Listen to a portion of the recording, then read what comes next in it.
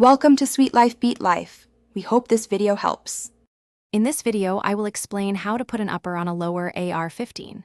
First, gather your essential tools: a soft-faced hammer or mallet, a punch set, specifically a 3/16" punch, and a stable work surface.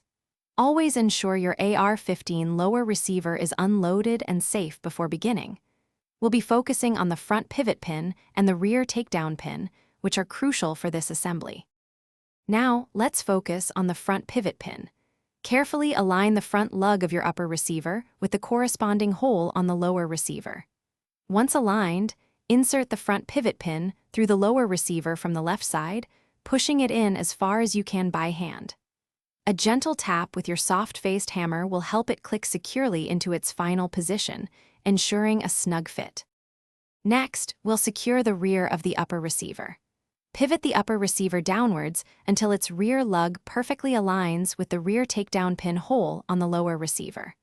With the holes aligned, push the rear takedown pin through the lower receiver from the left side, ensuring it engages the upper receiver. A firm push with your thumb or a light tap from your hammer will fully seat the pin, locking the upper in place.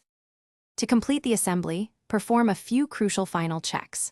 First, visually confirm that both the front pivot pin and the rear takedown pin are fully seated and secure, with no part protruding. Then, conduct a thorough function check to ensure your rifle operates correctly and safely. Finally, check for any excessive play or wobble between the upper and lower receivers, ensuring a solid and reliable connection. Thanks for watching. Consider subscribing if we helped you.